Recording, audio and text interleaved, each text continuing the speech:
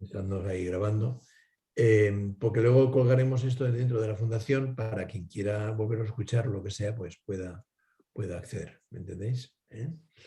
Bueno, Ana, pues de Ana, ¿qué deciros? Pues Ana, que aparte de ser una excelente amiga y es una trabajadora nata, es psiquiatra, se formó en varios lugares del mundo y especialmente en el máster de psicoterapia analítica grupal.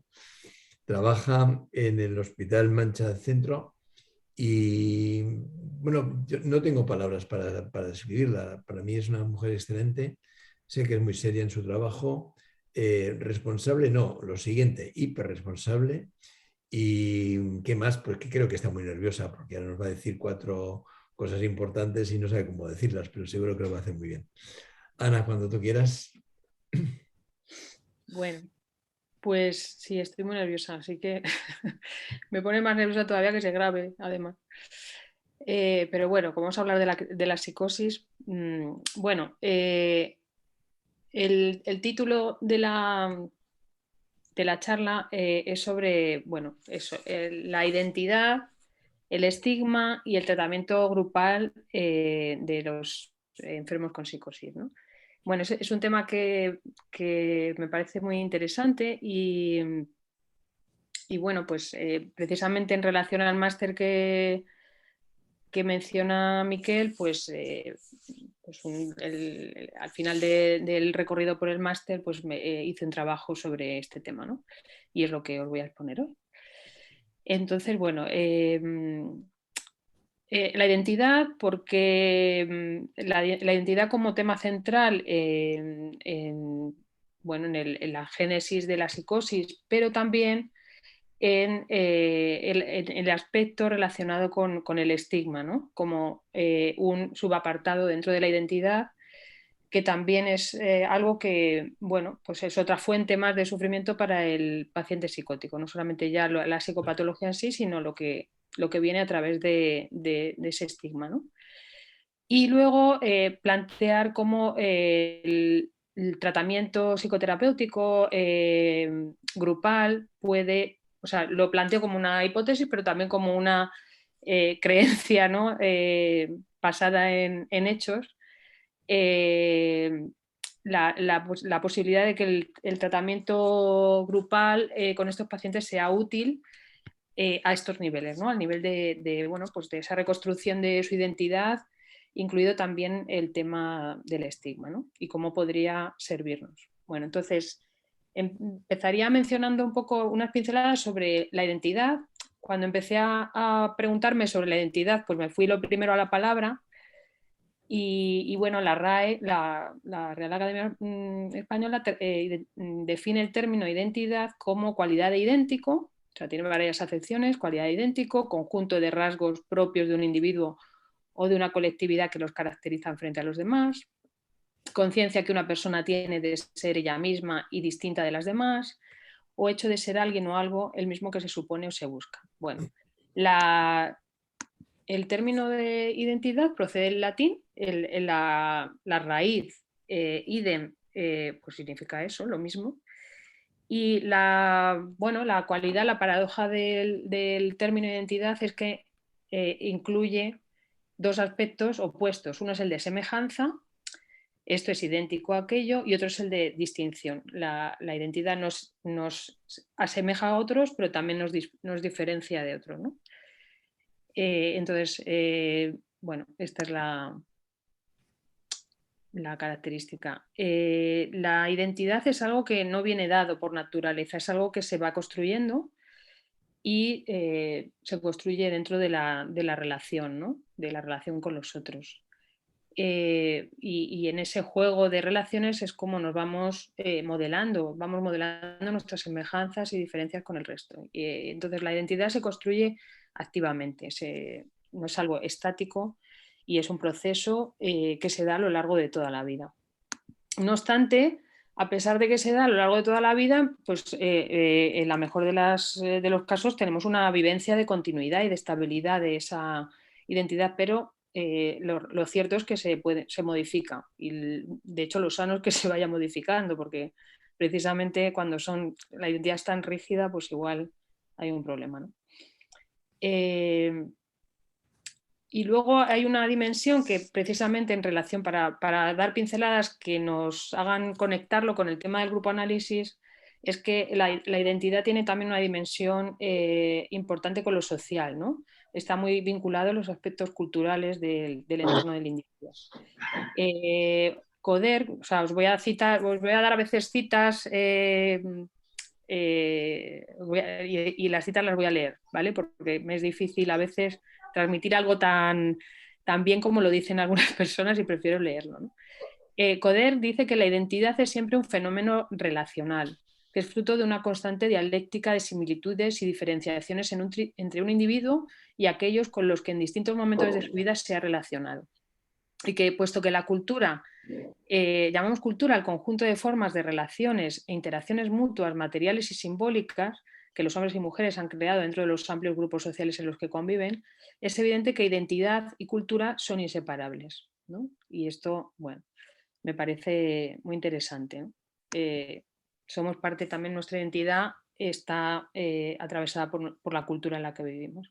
Pero esta idea de la relevancia de lo sociocultural en el desarrollo de la identidad no ha sido una idea que haya estado siempre.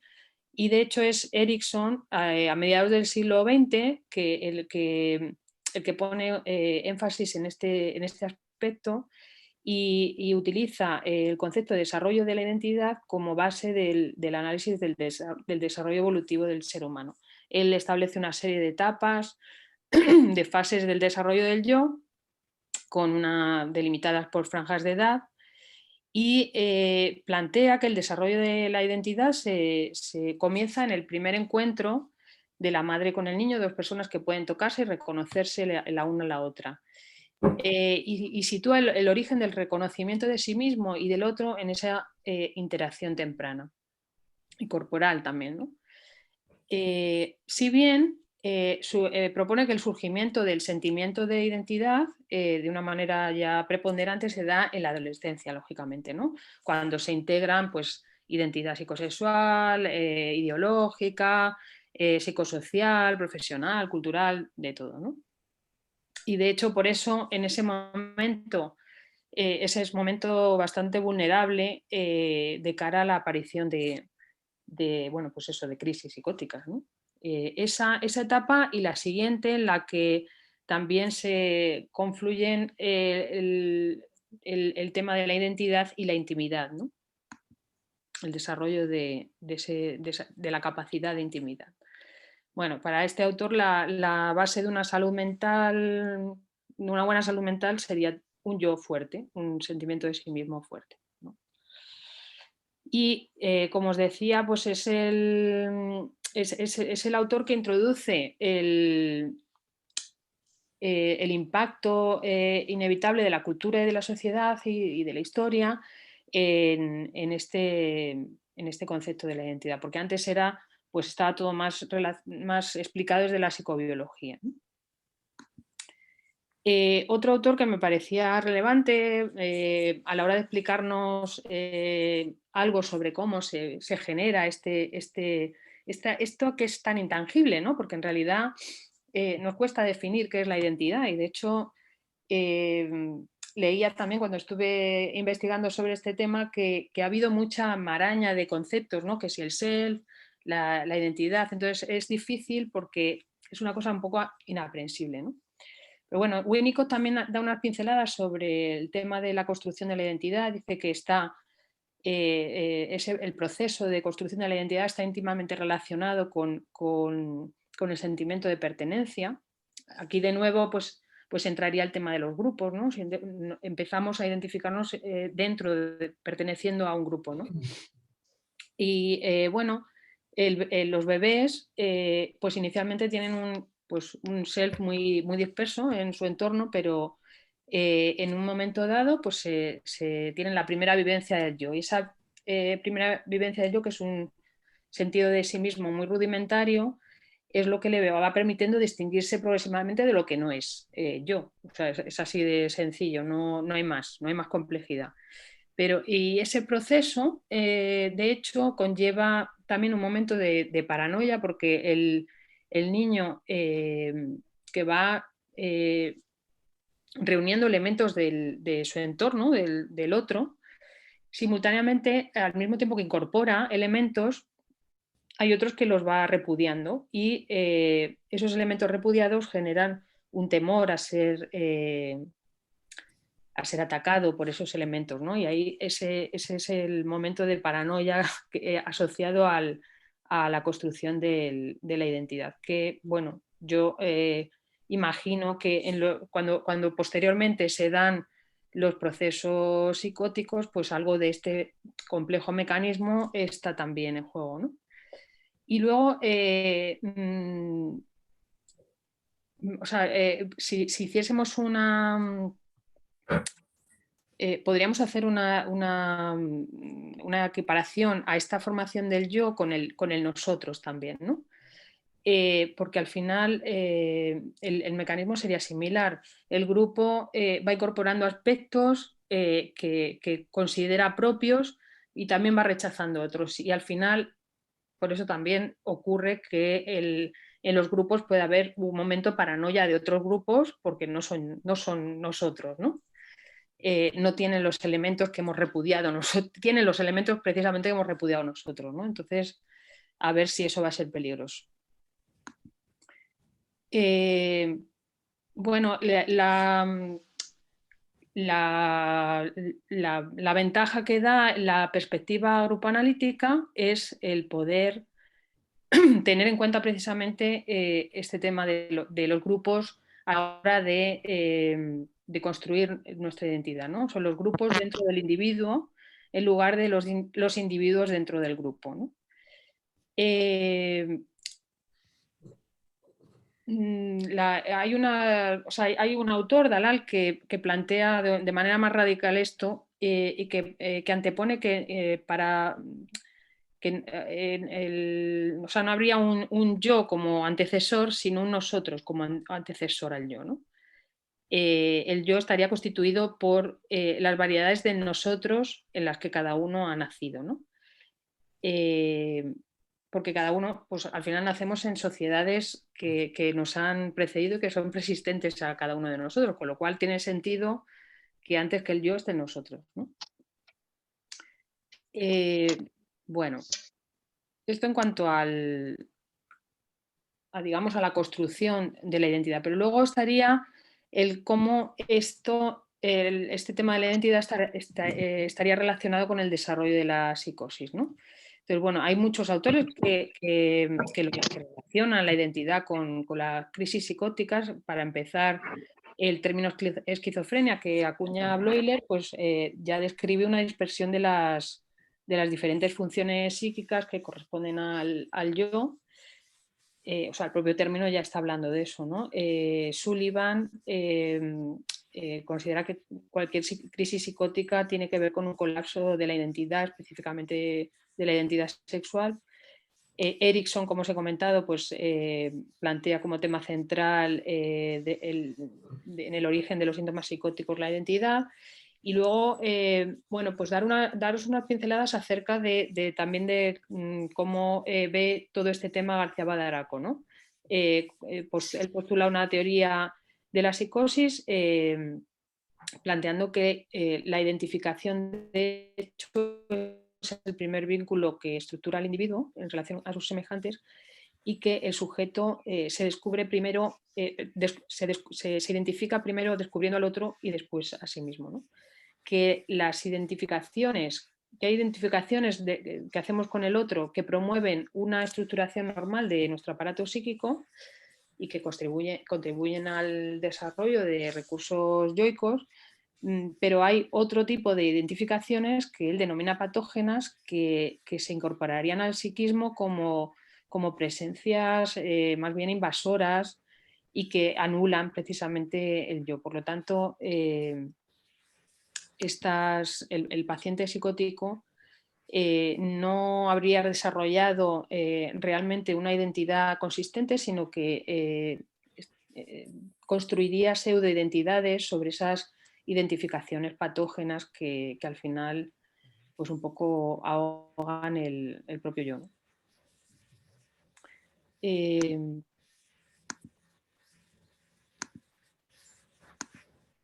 Perdonad que me he ido así un poco. Bueno, hay otro autor que a mí, bueno, de hecho, antes de hacer el máster de grupo análisis, yo estuve un tiempo, unos meses rotando en el Hospital Gregorio Marañón en un grupo precisamente dedicado a la psicosis del equipo del doctor González de Chávez. Y este psiquiatra ya jubilado pues plantea que de hecho la identidad es un tema central en la psicosis, ¿no? Él dice que para entender las crisis psicóticas desde la perspectiva de la identidad hay que entender esta como un conjunto más o menos integrado de diversas subidentidades. Estarían las identidades las aceptadas, las públicas, las privadas, las íntimas, las ocultas, las que se rechazan, las ideales, las grandiosas. Y bueno, pues en el paciente psicótico tendrían mayor relevancia precisamente las subidentidades grandiosas, las temidas, las ocultas, las rechazadas, las que se niegan, ¿no?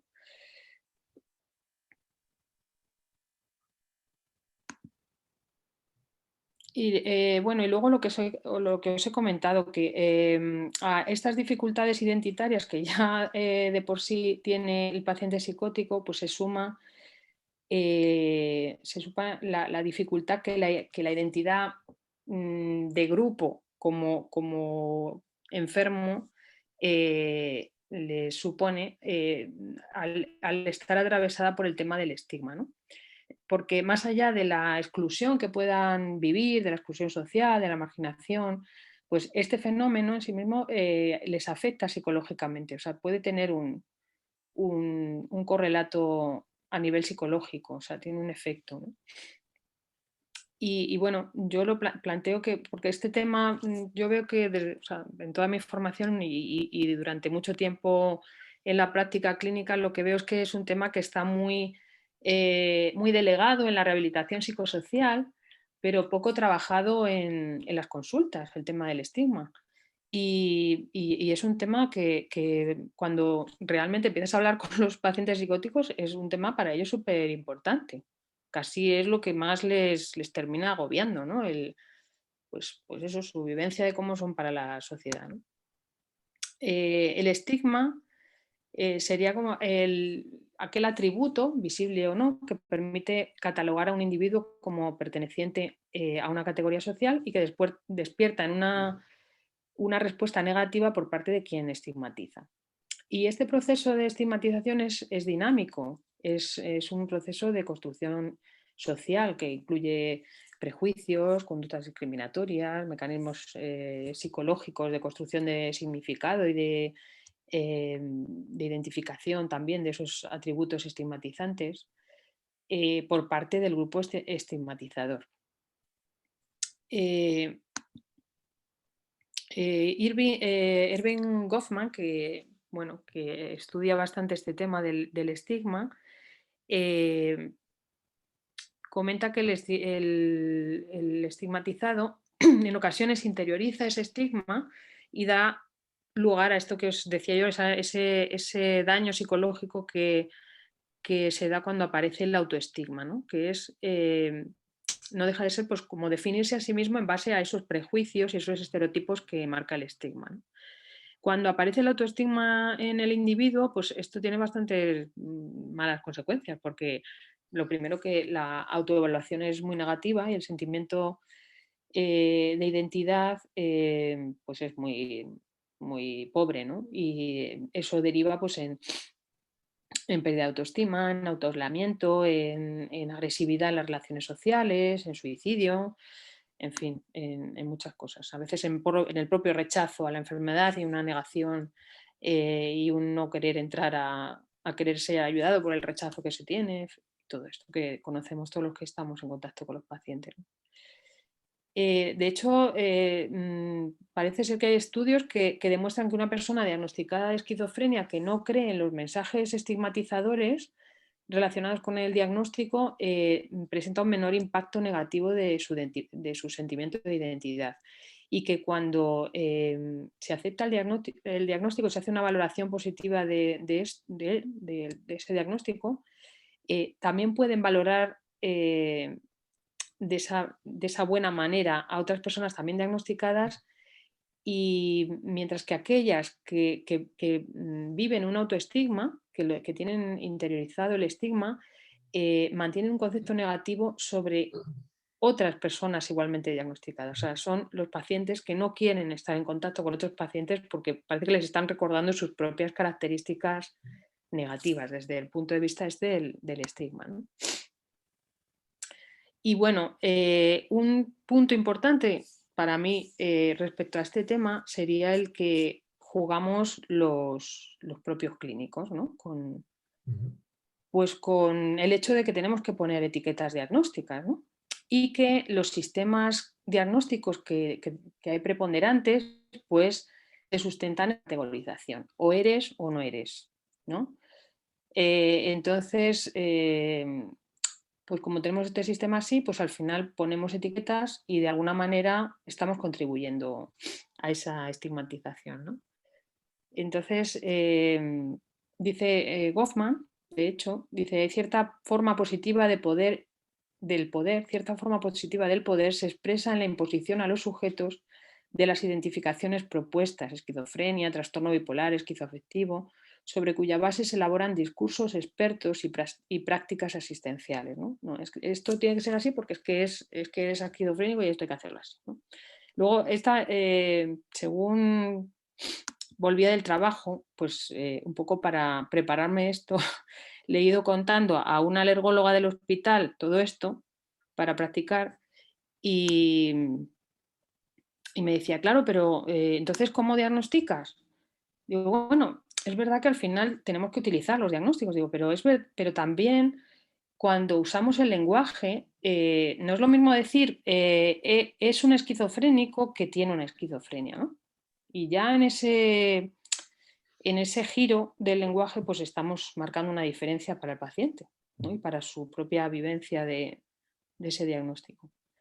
Por lo demás, pues habría que darle vueltas al tema de cómo utilizamos los diagnósticos y para qué nos sirven y bueno, todo eso. Son preguntas que lanzo, no tengo la respuesta muchas veces, pero sí que son cosas que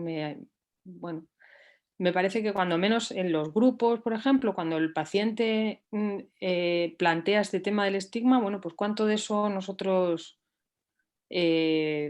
contribuimos a que lo esté sintiendo, ¿no?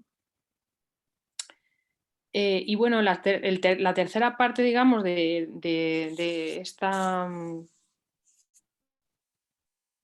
charla, digamos, la quería un poco dedicar a ya el tema de la psicoterapia de grupo y la psicosis, ¿no? Bueno, es evidente que las terapias grupales tienen un efecto terapéutico y hay factores terapéuticos que no dependen tanto de qué tipo concreto de intervención se haga, porque dependen más de la matriz grupal, ¿no? Y de hecho, pues ha habido autores como Yalom que ya se dedicaron a investigar pues, cuáles eran esos elementos que funcionan de manera terapéutica más allá de la técnica utilizada, ¿no? Bueno, os puedo relatar algunos de los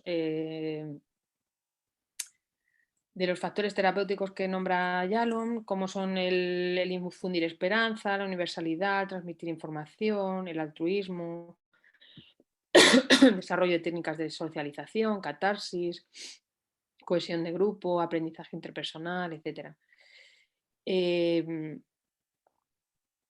Bueno, y también voy a parafrasear, ya que está aquí Sunger, pues le voy a parafrasear de algo que él escribió en alguno de sus libros, que decía que la vivencia que representa pertenecer a una trama de relaciones afectivas cargadas de valor simbólico, o sea, pertenecer a un grupo, podrá reactivar un proceso de individualización que quedó truncado o dañado en la matriz familiar de la que se procede.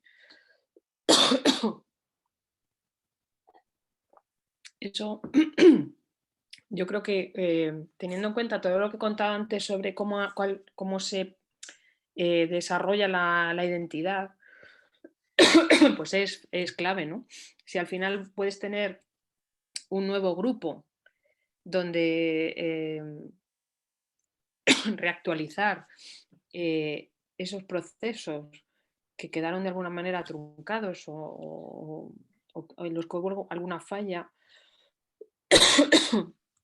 pues dan la oportunidad de reconstruir, ¿no? Esa identidad dañada, ¿no? De alguna manera.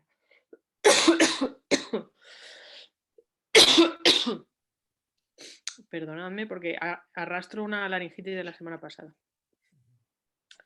Bueno, respecto en concreto, los factores terapéuticos que Fulks menciona respecto al grupo análisis son, por una parte, la socialización. O sea, el paciente, al ser introducido en un grupo terapéutico, pues es sacado de alguna manera de su aislamiento y es llevado a una situación social en la que puede expresarse, pues, en el mejor de los casos, con mayor libertad y puede llegar a sentirse comprendido y aceptado, con lo cual eso ya le da pie a sentirse más abierto a socializarse, ¿no? Luego hay otro factor súper importante, que es el de la reacción especular, que es el nombre que se le da al conjunto complejo de factores que emergen cuando el paciente puede observar en el grupo que otras personas tienen ideas mórbidas similares, o ansiedades o impulsos, todo este complejo sistema de síntomas, ¿no? Y les ayuda a desprenderse de sentimientos de ansiedad o de culpa o de vergüenza, cuando pueden reconocer a veces incluso lo que han reprimido al ser señalado en los otros, ¿no? En los otros pacientes. Vamos, en definitiva es que es cuando gracias al grupo entran en juego fuerzas de identificación y contraste, ¿no? Y uno puede revisar cosas de sí mismo que en otras situaciones no lo puede hacer. Otro factor terapéutico es la activación, el intercambio, es la manera en que el grupo facilita poder hablar de temas que en otros ámbitos no pueden ser sacados, ¿no? A colación. Hay un paciente en el grupo bueno, el grupo que yo conduzco en el trabajo, que lo trae mucho, ¿no? Que muy a menudo dice, es que yo estas cosas no las puedo hablar con mis amigos, porque tiene el grupo de amigos, pero no habla de estas cosas con sus amigos, habla allí, en el grupo con sus otros compañeros que también han tenido crisis psicóticas, ¿no? Y luego el grupo tendría además una función de foro en el que el grupo mismo simbolizaría a la sociedad en su conjunto, lo cual favorecería una revisión y reacondicionamiento de las estructuras del yo y del superyo. O sea, ahí uno pues, puede revisar cómo se relaciona con los otros, el otro te señala cómo lo estás haciendo y tú te planteas cómo lo estás haciendo y a lo mejor eres muy exigente y a lo mejor pones demasiado pocos límites. Bueno, pues ahí tienes la oportunidad de que alguien te lo pueda decir en confianza y lo puedas revisar, ¿no? Y luego el último factor pues sería el grupo como apoyo también, ¿no? A veces pues, es el lugar donde poder contar algo que me está pasando y me están escuchando. Bueno, González de Chávez, como os decía también, que miré varias cosas sobre lo que él ha estudiado, pues también plantea en concreto una serie de factores terapéuticos de la terapia de grupo con pacientes con esquizofrenia, ¿no? Entonces él dice que por una parte el grupo proporciona un contexto seguro, ayuda a salir de aislamientos defensivos. Son más fáciles las identificaciones múltiples y las transferencias. Evita las dificultades transferenciales que puede haber con el terapeuta individual, ¿no? Que se produzca una relación de demasiada dependencia con el terapeuta. facilita que emerjan asociaciones, identificaciones reprimidas o escindidas o que fueron negadas en algún momento. Estimula una visión más dinámica de la propia vida y la de los otros, y va facilitando también la integración y la comprensión de las experiencias psicóticas en las dinámicas biográficas y un mejor conocimiento de la identidad personal. Entonces, induce un proceso de redefinición de la propia identidad, que es a lo que íbamos, ¿no?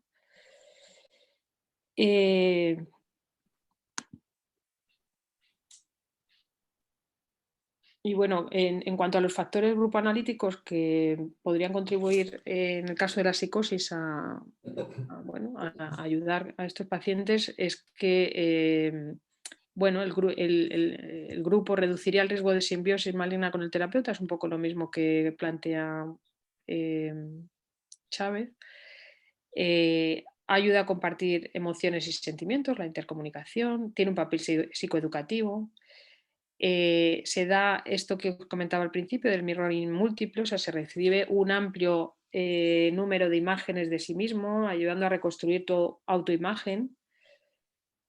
Y también puede propiciar el surgimiento de relaciones interpersonales, ¿no?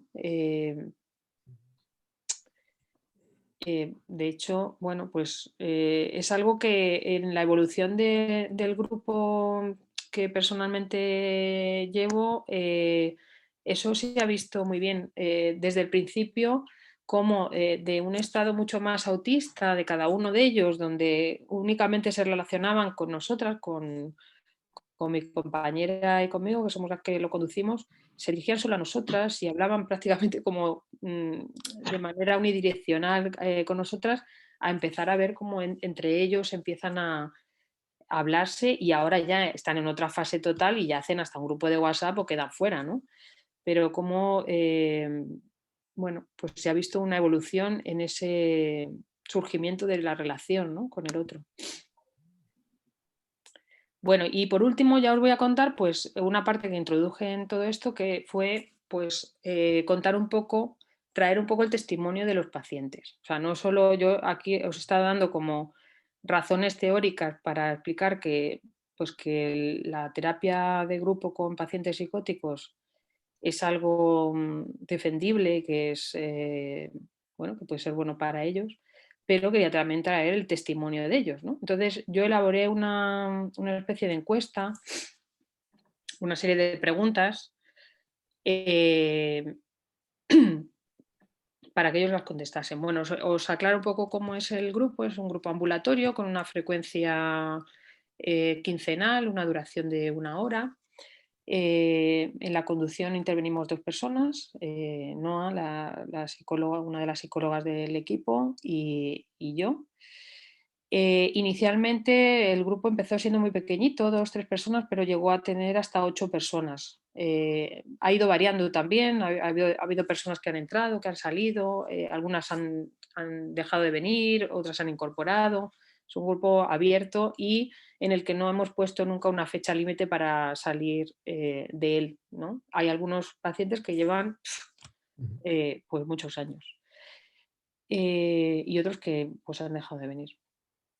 En el momento en que se introducen en el grupo siempre están en situaciones clínicas no agudas y lo que tienen en común todos ellos es que más allá, volviendo al tema de la etiqueta diagnóstica, más allá de la etiqueta diagnóstica de si uno tiene esquizofrenia, otro trastorno bipolar, otro trastorno esquizoafectivo, lo que habían tenido todos en común es que habían tenido vivencias psicóticas, ¿no? El común denominador era ese, no era tanto un grupo donde los clasificásemos por diagnóstico, ¿no? Lo que sí se evitó fue la inclusión de pacientes diagnosticados de trastorno límite de la personalidad que hubiesen tenido vivencias psicóticas, que también podía haber sido, pero no decidimos que esos pacientes no los íbamos a incluir en este grupo. Tampoco a pacientes con trastornos delirantes persistentes, aunque creo que alguno hubo en algún momento. Bueno, las preguntas, os leo las preguntas que les hicimos y luego os leo también las respuestas que ellos dieron. Fueron 14 preguntas. La primera, ¿el tener diagnosticada una enfermedad mental te ha influido en la idea que tienes o has tenido de ti mismo? de ser afirmativa, pues explícalo.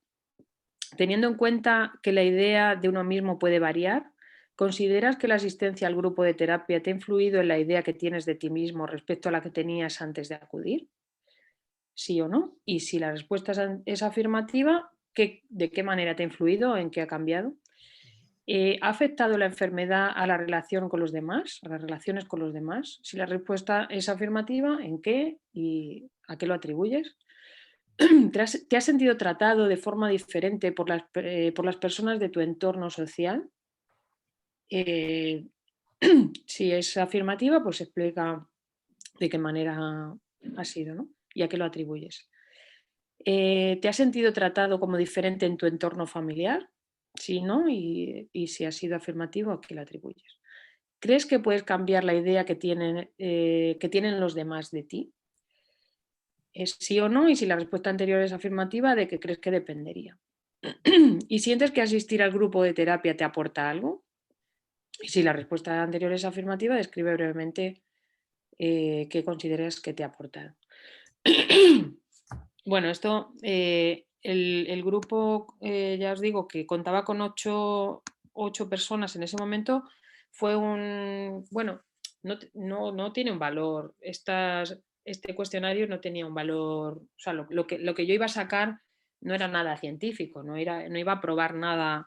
Pero bueno, me parecía que quería tener un testimonio de ellos, ¿no? Me parecía que eso ya por sí mismo era interesante. Y bueno, el cuestionario era anónimo y voluntario. Y fueron 5, de los 8 lo contestaron 5. Bueno, todos afirmaron que tener diagnosticada una enfermedad mental les había influido en la idea que tenían de sí mismos, o sea, en la identidad. Uno decía, me he sentido más limitado, con más miedo a realizar desafíos. Otro, me influye porque toda la vida la tendré. Otro, menor autoestima y aceptación de mí mismo. 4 de los 5 afirmaron que la asistencia al grupo de terapia les había influido en la idea que tenían de sí mismos respecto a la idea que tenían antes. Uno decía, por temporadas he tenido miedo a las relaciones sociales, por un complejo de inferioridad. Ha cambiado a mejor puesto que no me siento inferior ni superior a nadie ahora. Otro dice, en desahogarme, en fijar objetivos y con mi testimonio ayudar a los demás.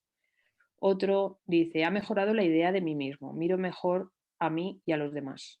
Otro dice escuetamente, muy buena.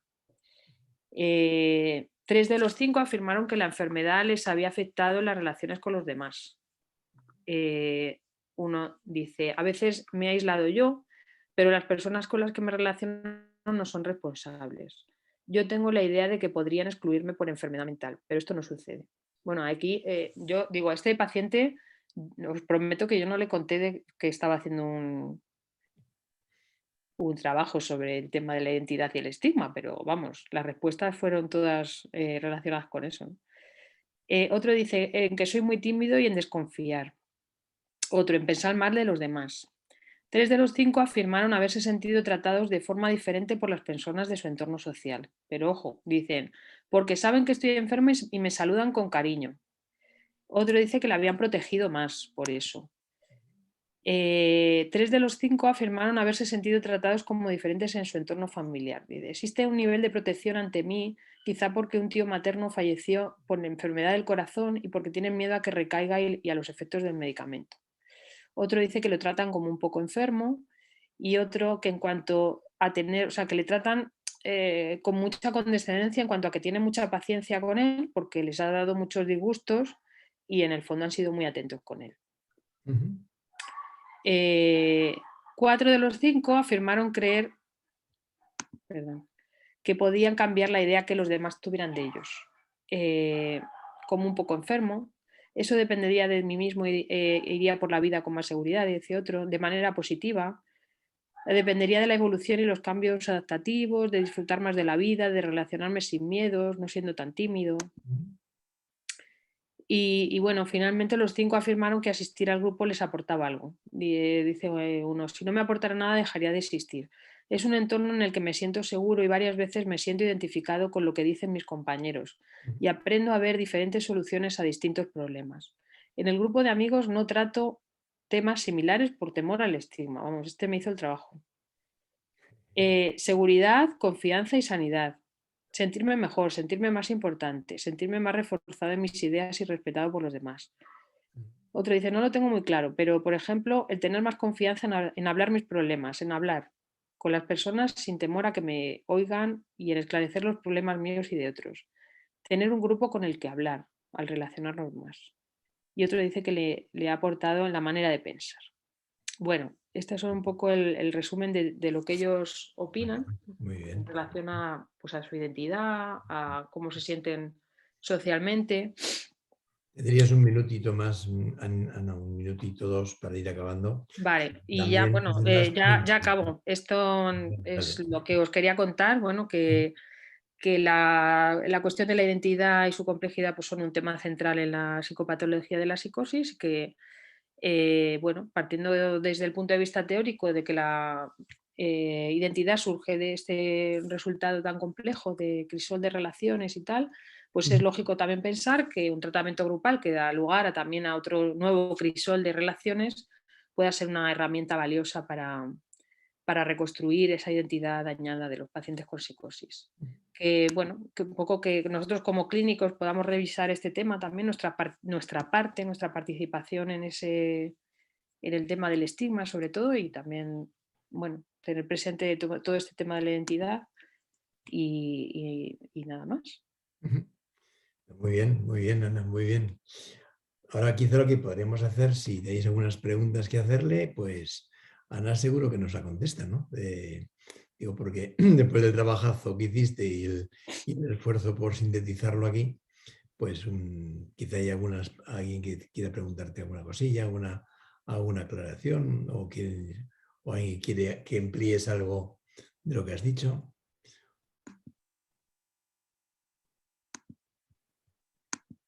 ¿Alguien de vosotros se anima?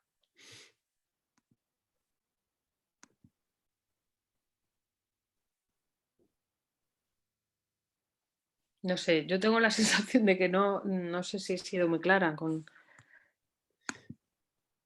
No, yo creo que sí.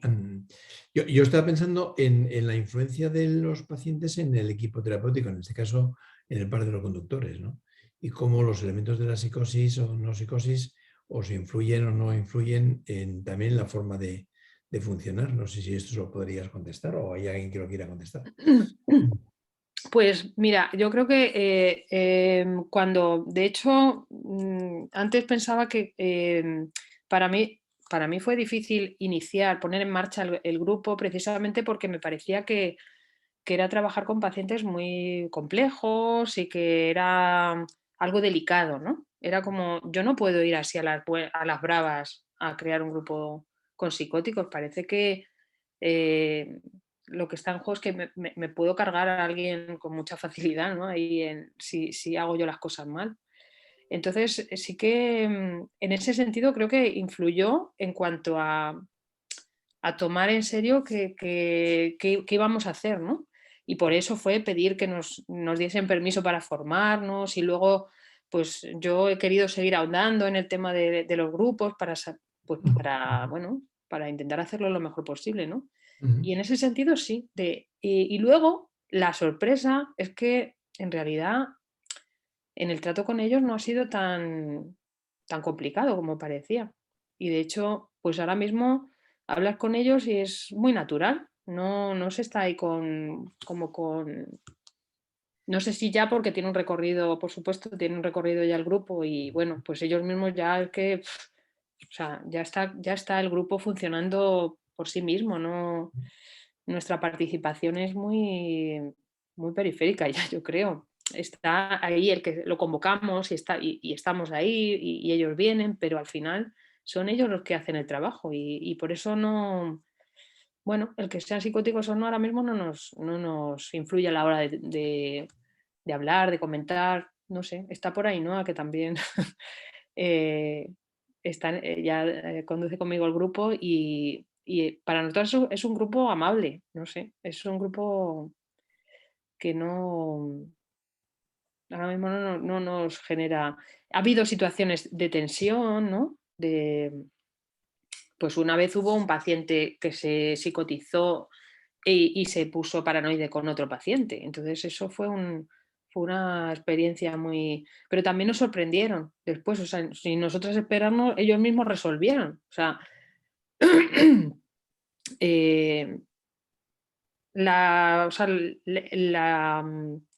si tuviera que resumir, a mí me han sorprendido muchísimo los pacientes psicóticos en grupo, ¿no? Siempre lo hemos comentado, nos han parecido siempre súper respetuosos, no se dan las situaciones que se dan en los grupos con pacientes con neurosis, ¿no? Que hay más, no sé, son como más... Almudena te pregunta que por qué descartasteis a pacientes con trastorno límite de personalidad en el grupo. Pues precisamente por este tema que estoy comentando, ¿no? De qué pasaría, porque claro, al ser un paciente límite, bueno, pues hay un componente ahí más neurótico y bueno, y por la propia patología límite, ¿no? Que muchas veces o sea, imaginábamos que podía monopolizar bastante el grupo una persona con esta problemática dentro de un grupo de psicosis, donde el perfil era más inhibido, más... entonces podía ser... Pensamos que podía desestabilizar y por eso no lo incluimos. Yo creo que también nos sorprendió mucho la capacidad cognitiva de los pacientes, ¿no? Se veía un funcionamiento mucho mejor a nivel grupal que a nivel individual. Había pacientes que pensábamos que no iban a funcionar porque a lo mejor en consulta individual los veíamos como, bueno, más limitados, y en grupo la verdad es que nos sorprendieron para bien, ¿no? Que realmente se veía que sus posibilidades y su funcionamiento, bueno, sobrepasaba mucho nuestras expectativas iniciales. Sí, o sea, muchas veces, por eso digo que hay un discurso también, hay un discurso oficial sobre la psicosis, que al final paciente deteriorado o aplanamiento afectivo, perdona, pero espera, porque lo del aplanamiento afectivo yo lo pongo en cuestión muchas veces, ¿eh? Una cosa es cómo lo expresas tú la afectividad y otra cosa es que estén aplanados afectivamente, pero sienten muchas cosas, tienen un nivel de sutileza muchas veces en lo afectivo muy, vamos, muy sorprendente, ¿no? Un nivel de respeto entre ellos que nos sorprende muchas veces también y bueno, todo esto. O sea, también nos ha condicionado la manera de, o sea, de la idea de la psicosis, ¿no? Que tiene, o sea, cómo ellos también nos modifican en la idea que tenemos de qué es la psicosis. A ver, ¿tenéis algún contacto con los familiares también o no? Pues no. ¿Tenéis algún No, contacto con los familiares de estos pacientes? no. No. No, de lo que traen ellos de los familiares, pero no tenemos relación con ellos. Vale. No. ¿Alguna preguntita más que tengáis ahí en el tintero para trasladársela a Ana o le preguntáis directamente? María Jañe dice, cuando algún paciente deja el grupo, ¿cómo lo trabajáis? Pues depende de la situación. Ha habido momentos en que el paciente ha dejado el grupo y sabíamos que estaba dentro de un contexto de alguna situación de crisis, ¿no? Entonces ahí muchas veces lo que hacíamos era llamarle para decirle que, bueno, que le esperábamos en el grupo, porque muchas veces ellos mismos se autoexcluían. O sea, había habido una situación de crisis y lo que hacían era irse, pero como autoexcluyéndose.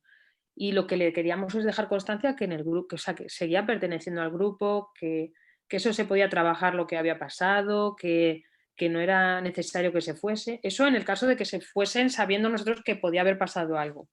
Y luego ha habido pacientes que se han ido donde tampoco hemos insistido porque ha sido, pues, oye, que es que me voy a trabajar a Toledo y ya no voy a poder ir al grupo y no les hemos presionado con la cosa de que tuvieran que venir obligatoriamente. Depende de la situación.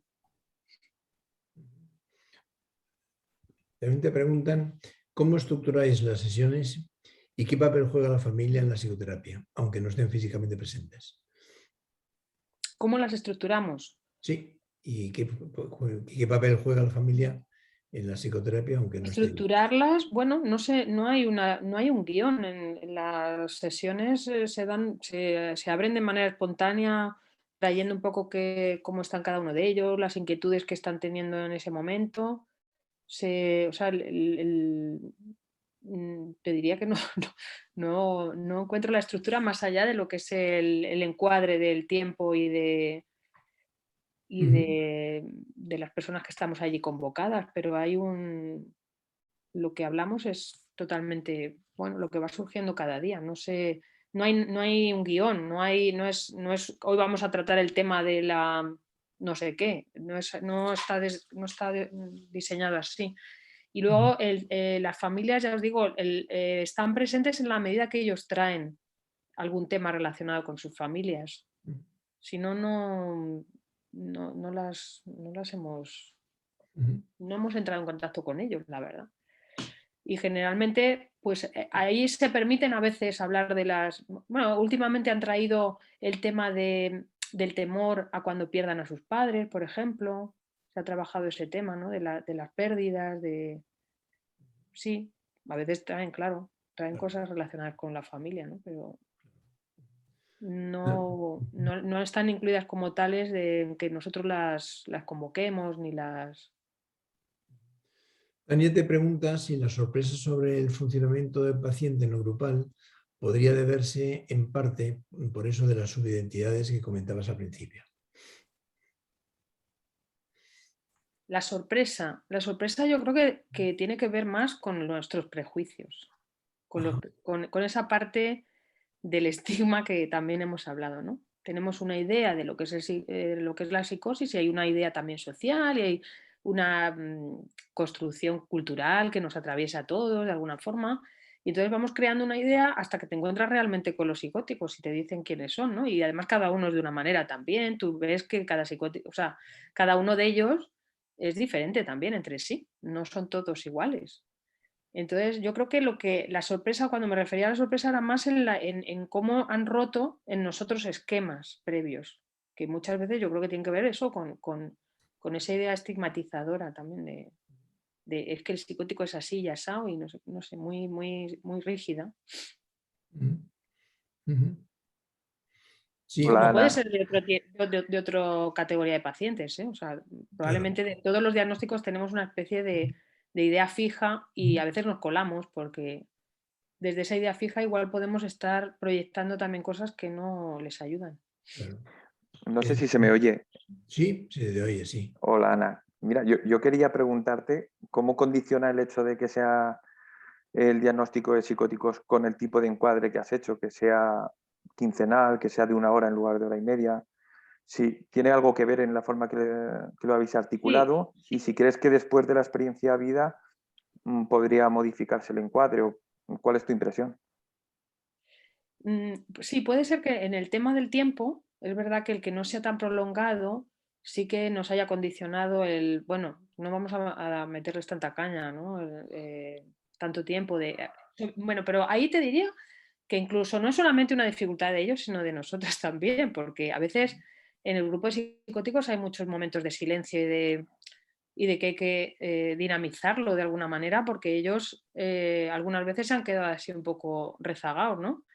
Y quizá tenga que ver también con la propia angustia de, "Joder, es que 1 hora y media ahí tirando es largo, ¿no?". Eh, ¿Y lo otro qué era? El- La duración y la frecuencia, que si crees la que frecuencia. después de Bueno, la la frecuencia experiencia la igual, duración podría ser distinta a lo que planteabais al principio. O... Sí, la frecuencia es quincenal, hombre. También a veces tiene que ver con temas organizativos. En la unidad de salud mental tenemos el tiempo que tenemos y a veces, pues si tenemos dos grupos, pues una semana uno, otra semana otro y así, ¿no?